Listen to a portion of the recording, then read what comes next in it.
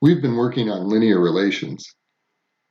Linear relations focuses on simply looking at what the properties are of linear graphs. So we were looking at slope and y-intercept. And also you were working with finding the equation given a point and a slope, and also given 2 points on a graph. And now what we're going to be doing is focusing on equations. Now, when we were doing linear relations and you were trying to find what the y-intercept was when you had the slope and a point, remember that you substituted x and y and the slope, and then you rearranged the equation to find b. Well, in reality, that step right there was also solving equations, and so now that's going to be our main focus. You solved equations in grade 9, and you would have started with some of the more basic steps, and that's what we're going to be basically reviewing at this point. To get you thinking about solving equations, I'm going to go back to some basics here just to get you thinking about the idea of a variable. So in this case, these questions here hopefully are quite straightforward for you, if not easy, but it just gets you reminding yourself about what a variable really is. So in this case, instead of x's and y's and other letters, I've simply taken these blocks and I'm using them to represent some number. The point being is that because they're all the same block, they represent the same number. So whatever number goes in this first blue block must also go in the second blue block. So what I'd like you to do right now is stop this video and take a moment in the worksheet just to go through and answer these on your own.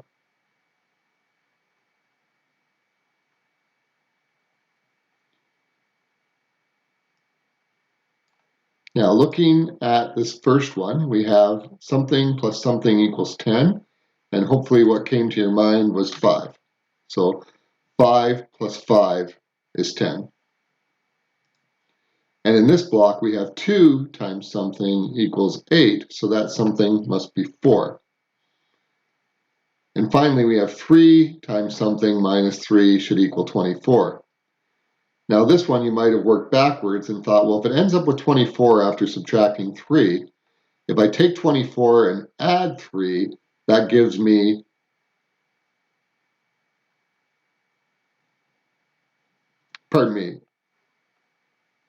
if I take 3 times a number, I need to get 24 plus 3.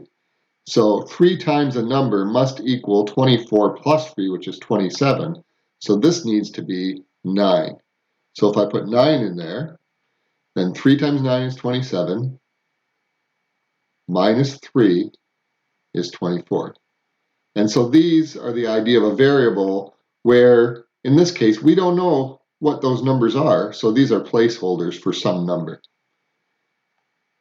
Now we're going to carry on and practice some of our basic skills for opposite operations. And I will just come back here for a minute and have you think about the fact that one way that many of us would have solved this was what I was mentioning, that we know that it's 3 times a number minus 3, so that this number must be 24 plus 3, and it's on the other side of the equal sign. That's the whole idea of opposite operations. We subtracted 3 on this side, so we know to add 3 on the other side. That's the idea of solving equations. So as we go through here, I would like you to try these on your own if you can, and then watch the rest of the video, or if you're not sure, watch the first one or 2, whichever it takes, and then try to do the rest on your own rather than just copying from the video. So here I'm asking you to consider what the opposite of each of the following operations would be. So if I multiply by 2, then the opposite would be to divide by 2. If I'm dividing by 3, the opposite operation would be to multiply by 3. If I add 6, the opposite operation is to subtract 6. And if I were subtracting 7, the opposite operation would be to add 7. We're going through these particular skills because these are ones that we need if we're going to solve equations. And this is one of them, being able to find the opposite operation in order to get a variable by itself, which again you would have done when you were finding the b for the equations where you had y equals mx plus b and you knew m and a point. Coming down to this next question here, I want you to get used to the idea of doing opposite operations in multiplication such that you end up basically canceling out the division operation. So if you look at this question here, 3 times 5 over 3, you might think to do 3 times 5, which is 15, and then divide it by 3, which is 5. Now I do want to caution you at this point. There are often times when students want to think that the 3 is being multiplied to both of these numbers. Keep in mind that there's a 1 underneath of this 3 understood. So when you multiply fractions, you multiply the top or the numerators, and you multiply the bottom numbers or the denominators. So the bottom number for this 3 is actually a 1. So it's 3 times 5 and 1 times 3. Now, besides saying 3 times 5 is 15 and then dividing by 3, we could actually divide by 3 first. 3 divided by 3 is 1, and 1 times anything is itself. And basically what's happening is I multiply by 3, and then I do the opposite and I divide by 3, so I end up with 5 back.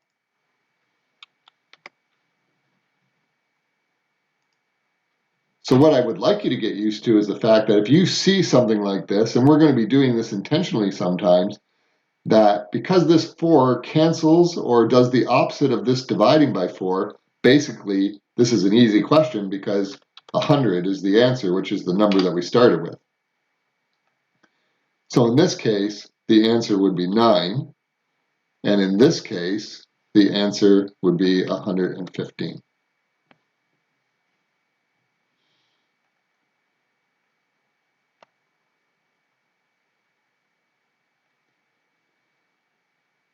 Now I'm going to just review the idea of solving a single-step equation. Again, you would have done this in grade 9. Here I've got everything set up for you. So basically, what I'm having you do is all of the same operation in order to get x by itself. These are the more common ones people are familiar with. So I have 2 times x equals 4, and then I have the lines here already for you. So when we're multiplying by 2, the opposite is to divide in order to get the x by itself. So we need to divide by 2 on this side and divide by 2 on this side. 2 divided by 2 is 1x, and 4 divided by 2 is 2, so x equals 2.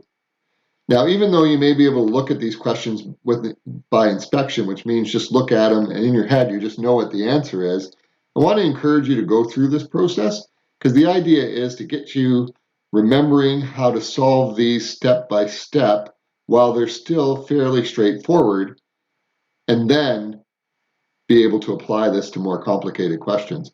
So it really is important to be taking the time to think about this key step here, which is doing the opposite operation. Now, I would encourage you to go through and try these next 3 on your own and pause the video. 3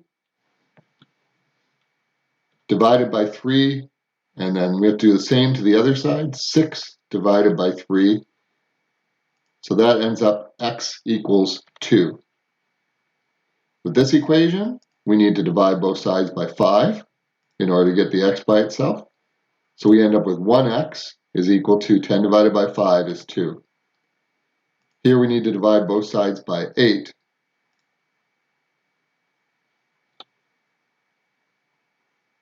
Now in this case,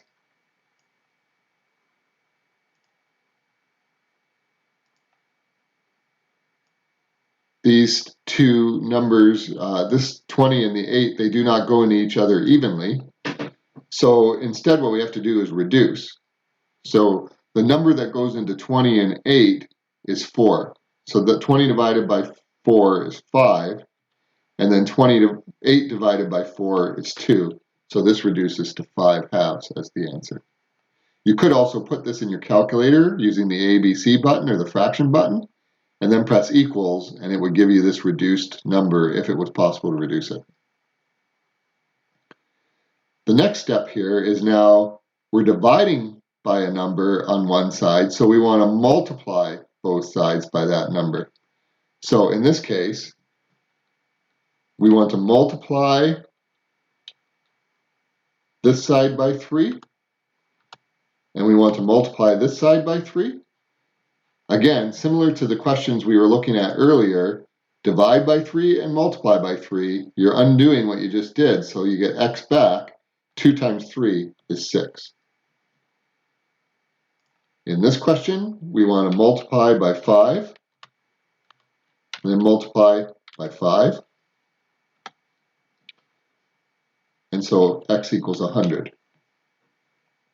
Again, I just want to encourage you to be trying these on your own. Pause the video and do them on your sheet, and then come back to this. In this question, we need to multiply by 2 because we're dividing by 2, and do the same to the other side. So we end up with x equals 22.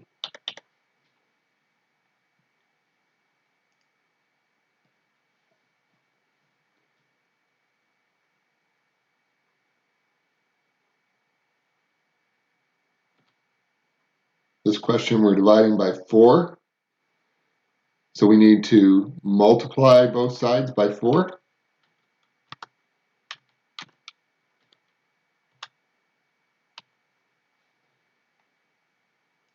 And so what we end up with is x equals 40.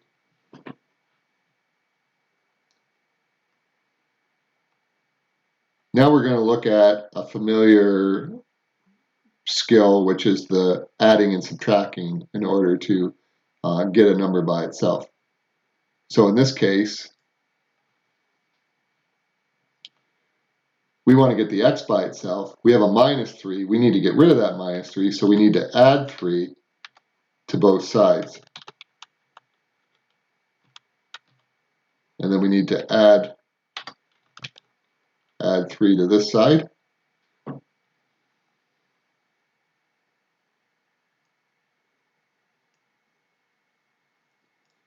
And so we end up with x equal to 7. Once again here, we need to add 5 now to both sides.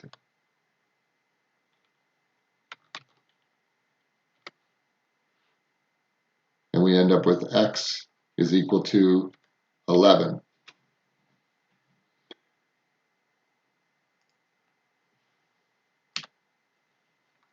We're subtracting 19. The opposite is to add 19, so that we end up with 0. So we end up with x plus 0. We don't need to write the 0 down here, so we have x by itself basically. And then we need to add 19 to this side.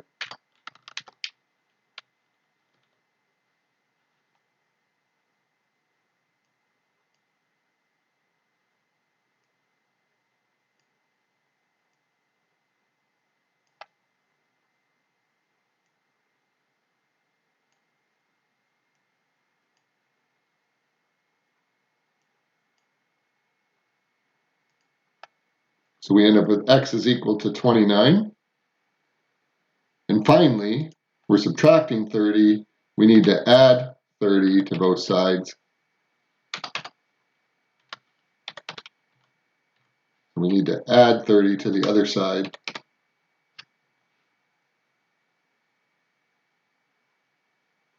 And we end up with x is equal to 50.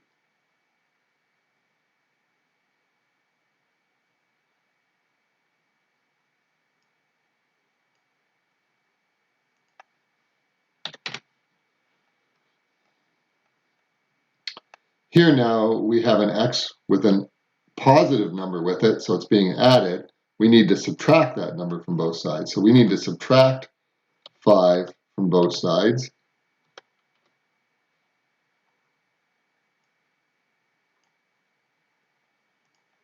And so we would end up with 4 minus 5. There's more minuses than negatives. There's one more, so we end up with negative 1.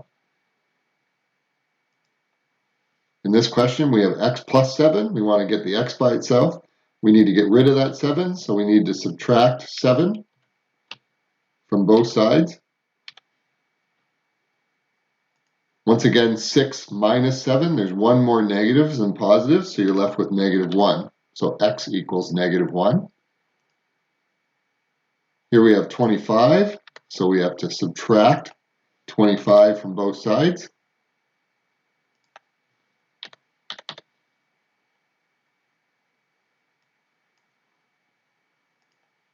And there's more negatives again than positives, so there's 15 more negatives there than positives. So we're left with -15.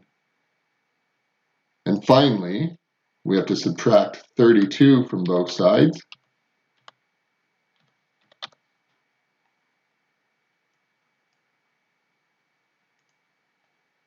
And again, there's more negatives than positives. There's 12 more negatives, so it's -12 is equal to x.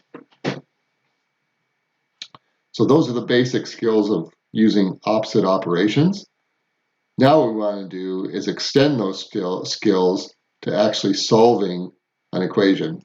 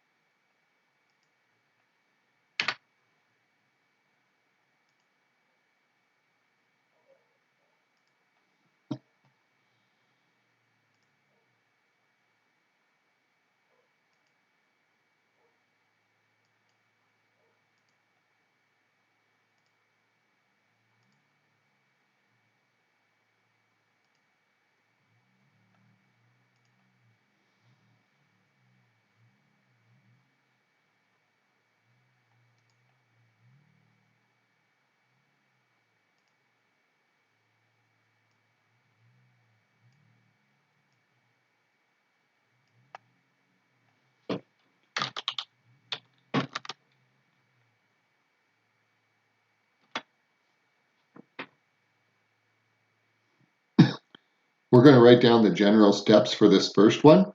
So I will be writing down the steps as we go. The first step is get the variable term by itself. And I'm going to put a note in here, opposite operations. And usually that will mean, in this case, not always, but usually, depending on the question, it will mean adding or subtracting. So in this case, the variable term is 3x, and we want to get that by itself, so we want to get rid of the -2. Now, once again, when we do this, I'm going to have you use Equatio like I have in the past. So you would click the Equatio icon in your menu bar. So I click the symbol over here with this I bar, and that's called a sigma. I click that. And so remember that when we do this, we make columns. So you have to start typing and press enter, and then it allows you to put your columns in. So over here, I want a new column, and so I want 3 columns, the middle one being for the equal sign. So on this side, I have 3x minus 2 equals 7. In order to get this by itself, I need to add 2 to both sides. Notice I'm lining the 2 up with the -2. I don't rewrite the equal sign at this point, and I'm going to have a plus 2 on this side as well.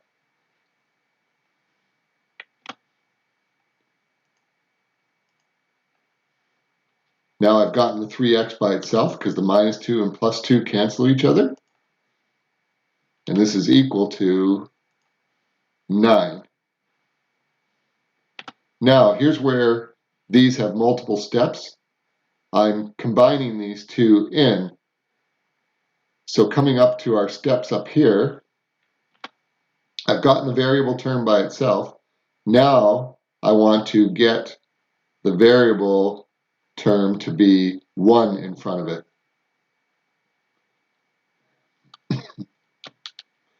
So when we get down to this point where we've gotten the variable term by itself, we need to multiply or divide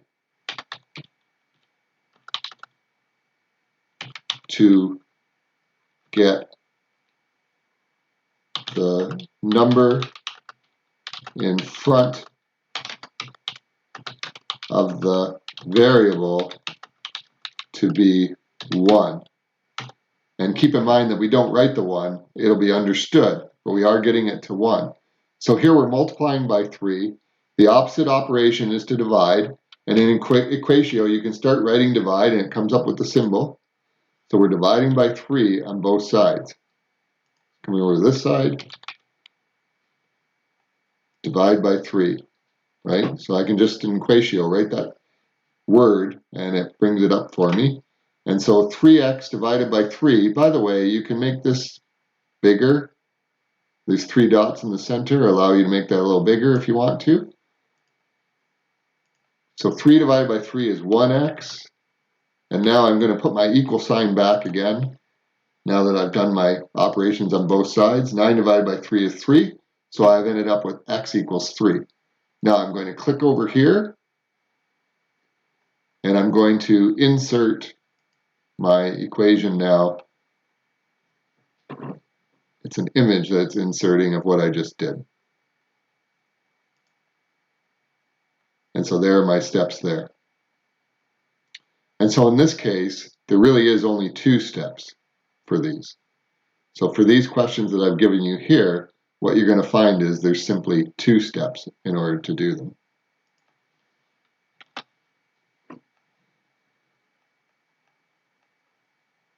So what we want to do is repeat all those steps for each of these questions.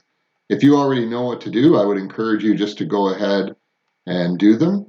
I'm just going to make this picture a little bit smaller since it made some of my work go off the end of the page. There's my box back. So I would encourage you to go through and try these. If you're still not sure about them, then you can go ahead and work along here with me still. So I'm going to come back up here and delete this. And I'm going to start the new one. There's a fraction there. If I do x divided by, which is the backslash on your keyboard, it automatically does a fraction for me. So x over 2. Now I need to use my right arrow key. Actually, before I do that, I want to put my column in. So I'm going to press enter. And I'm going to come back up here. I'm going to add my columns. By the way, that work that I deleted, if you're doing something that's very similar, you could actually just edit the existing without having to re-add the columns. So that's a possibility. I've seen students do that many a time. So now I'm putting my equals there. I need to put my minus 3. And then on this side, 7 minus, wait a minute, just 7. So there's my initial equation. And I'm going to go through and solve this now following the steps. You can see the steps.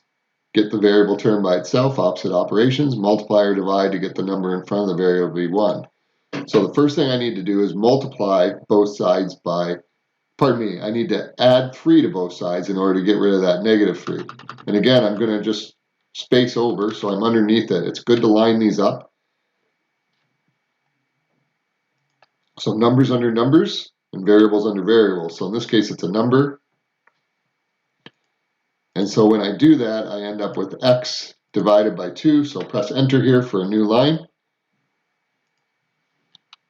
X backslash for divide, divided by 2, and that's all I have left here. I have an equal sign in the middle.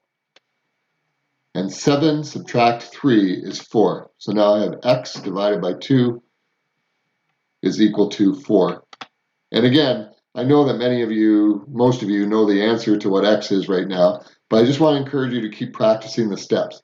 So now we want to multiply both sides by 2, because that's the opposite of dividing by 2, in order to get 1x, so we can find out what it equals. Now, if I start typing multiply, then I can get a multiply symbol, which just looks different than the x. And so multiply by 2 on this side, and multiply by 2 on the other side.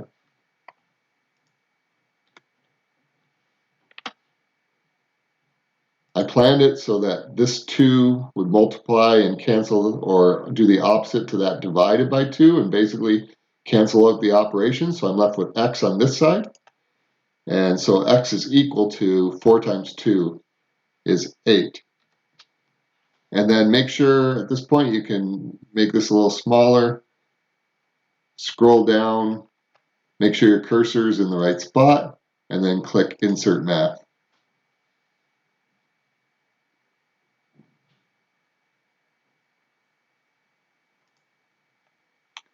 And again, it's kind of big, so I'm just going to make it smaller.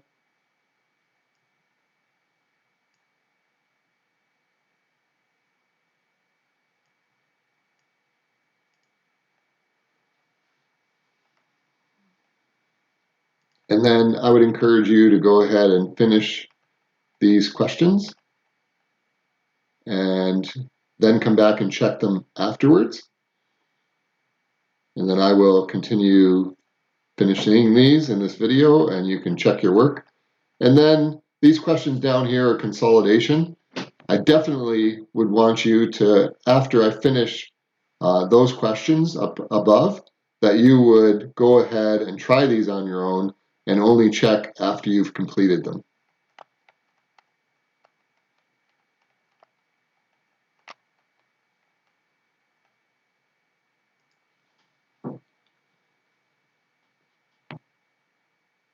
So I'm coming to Equatio. This one is a division question as well, so this is where I could go ahead and edit this if you don't find that too confusing, right? So I'm going to go and I'm going to change that to a 3 there, change this to a 5, and I still have a 7 on this side, so I don't need to change that. Now in this case, I'm adding 5 to both sides, so I'm going to just change these to a +5 on both sides, and see, now I don't have to do as much editing. When I do that, I end up getting the 4x over 3 by itself, so I'm going to edit this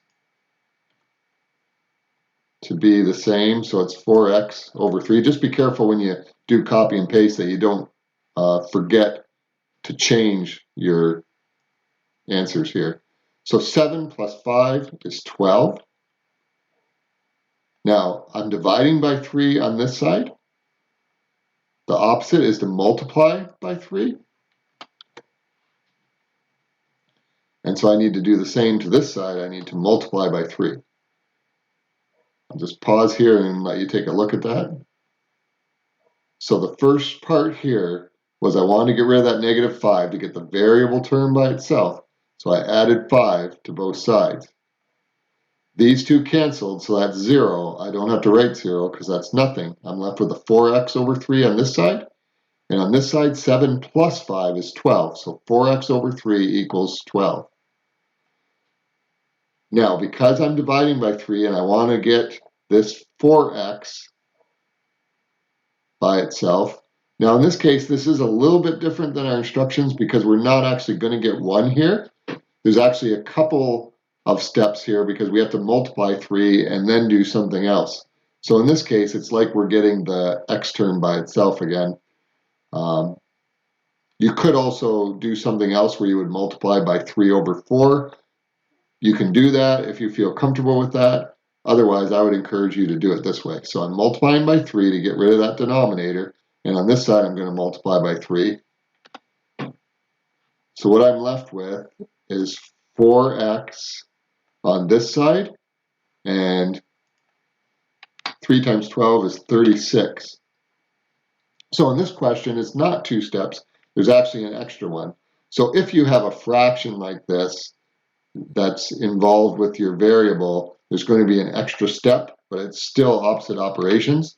So now I want to get rid of the 4, or I want it to be 1x. So if I'm multiplying by 4, the opposite is to divide by 4. And I need to do the same to the other side to keep it equal. So I will divide by 4 on this side. And so I'm left with x is equal to 36 divided by 4 is 9. And I'm going to come up here and insert that into the question.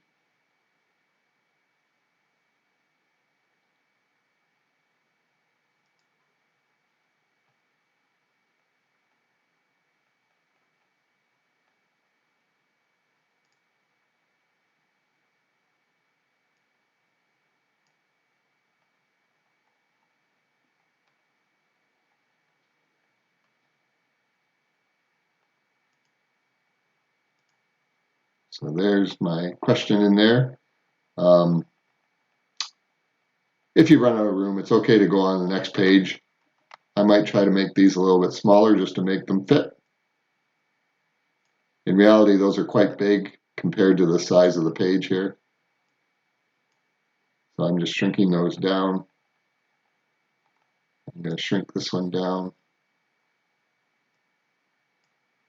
Actually, looks like I had some extra space in this one.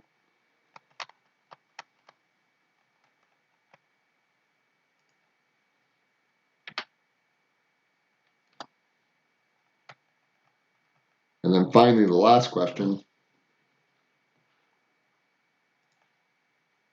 I'm going to start from scratch again here. Now that I've shown you that you can do that, for some people you might find it confusing. So let's start with a clean slate. So we have 5x. I'm going to press enter and then go ahead and add 2 columns. Come back here and finish my first statement. Plus 8 is equal to, by the way, you can use your arrow keys to jump between these blocks, and so that equals 18. Now I'm coming down to this line. I need to get the 5x by itself. That means I need to subtract 8 from both sides.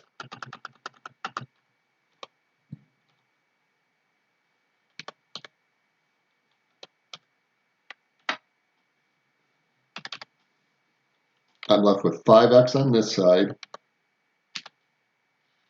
equals 18 minus 8 is 10.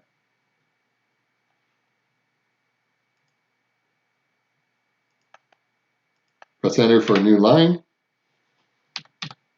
5 times x, so the opposite is divide by 5. And do the same to this side.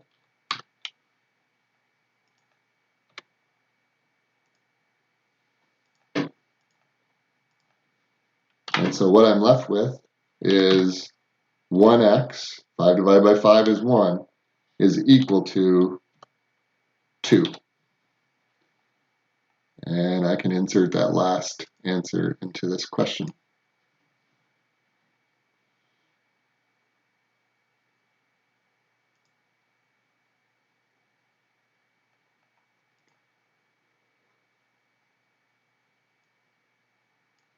So those are the examples. I'm going to leave you to do the consolidation. This video is going to stop here, but when you look at the notes that will be included, what you'll find there is that there will be the answers to the consolidation so that you can check that you did it right.